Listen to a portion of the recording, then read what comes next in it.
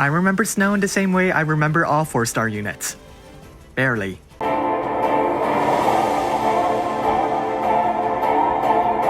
Solitary Patron Snow's Trustmaster reward, A Hero Rides, is completely defensive in its utility, with a strong 40% boost to both defense and spirit, and a surprising increase in flat HP. This can certainly be an excellent materia to throw onto a tank. His Super Trustmaster reward, a fist weapon, which, if I'm interpreting this correctly, is something fused onto Snow's arm, which can be ripped off and given to someone else. It's a shield that's disguised as a weapon, and while that sounds cool, it doesn't have very high synergistic potential. Generally, items that boost your bulk tend to get paired with more typical defensive options, and things that boost your offense tend to get paired with weapons. That might change in the future, but for now there's not really that many people that want to carry some dude's left arm. Well, active abilities. Heroic Guard is a brave ability that can give Snow an incredible 90% general mitigation buff. It also happens to require a hefty amount of his limit burst gauge, so if you want to keep this up often, you have to boost Snow's limit burst gauge accumulation rate. Still, it's going to take a lot of effort to make it practical. Atp Charge is the same thing we've seen with Savior of Soul's Lightning, except that it's been shifted to favor Snow's stats. Cloak of Chaos will grant Snow a strong 75% general mitigation buff for a turn, and fill his MP gauge by 100.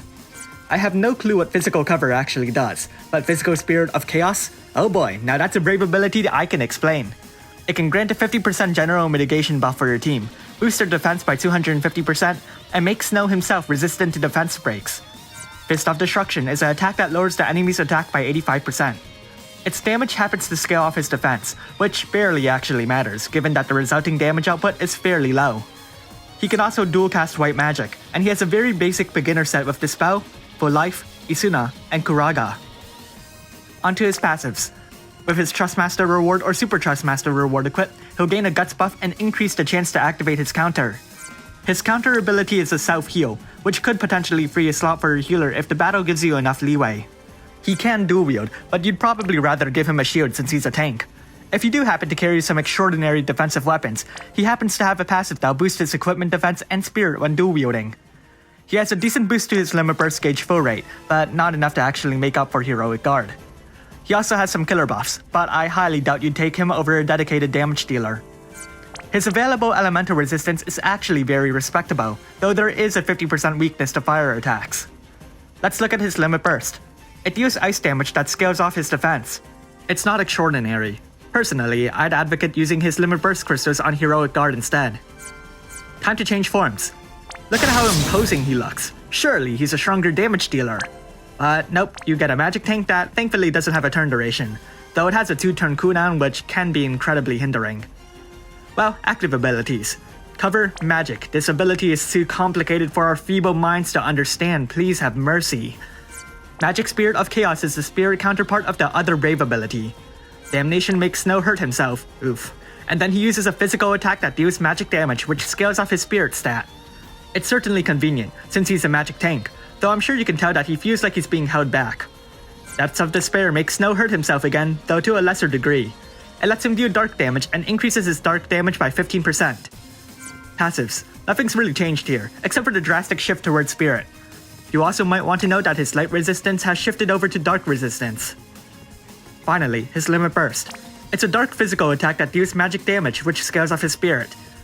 But before we talk about damage, let's rank brave abilities. Honestly, priority depends on defensive focus, so feel free to do as you wish here. Now, about his damage. Solitary Patron Snow has a grand total of 4 offensive abilities, not counting normal attacks. His 2 regular abilities scale off his defensive stats, but they only deal a single hit and you'd often prioritize his other defensive abilities. His 2 limit bursts have potential, but actually supporting them is far more constraining than you might initially expect. You see, raising their damage relies on increasing his stats, his limit burst damage, and any relevant killer buffs. However, equipping these things will take up space for other defensive equipment, thereby reducing his overall effectiveness as a tank. Furthermore, one of his best defensive options requires some of his limit burst gauge to cast. And at this point, you have to question if Solitary Patron Snow will be more effective than a dedicated damage dealer, with equipment that won't hamper their own row. So, damage aside, how good is Solitary Patron Snow as a tank? As a tank, he's definitely sturdy at full potential. However, utilizing him to that degree can be a headache. Heroic Guard, though incredible, requires a highly dedicated flow of Limit Burst crystals. And while you can use Atp Charge to fill a large amount of his Limit Burst gauge, it happens to be the one ability that you can't cast in conjunction with the others. He also lacks a general mitigation buff for your team, and while he can cover both physical and magical mitigation, you have to shift between forms to do so, which in actual battle won't be too practical depending on the urgency of the situation. Oddly enough, he appears to lack an active provoke, though that might be because the developers plan to pair him as Savior of Souls Lightning. His equipment selection is also relatively barren, which isn't beneficial if some of your best defensive equipment isn't available in the first place. Finally, this is a small point but a rather important one to take note of. If you plan to use him as a magical tank, and the worst happens and he falls over and dies, you're going to be stuck with a physical tank in a battle that might not wait for him to switch back.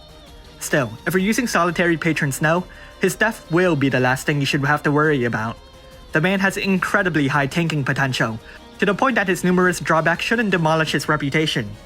Couple that with some emergency white magic, and that'll result in a staggering unit fit for anyone lacking a strong tank. Thanks for watching, and if you like this video, leave a like and subscribe. Tell me if you'll try to get solitary Patron Snow. Personally, I tend to stick with Shoreline Fina and Daisy, and I accidentally pulled Neo Vision Gabbard a while back, so I don't think I'll actually need to get solitary Patron Snow.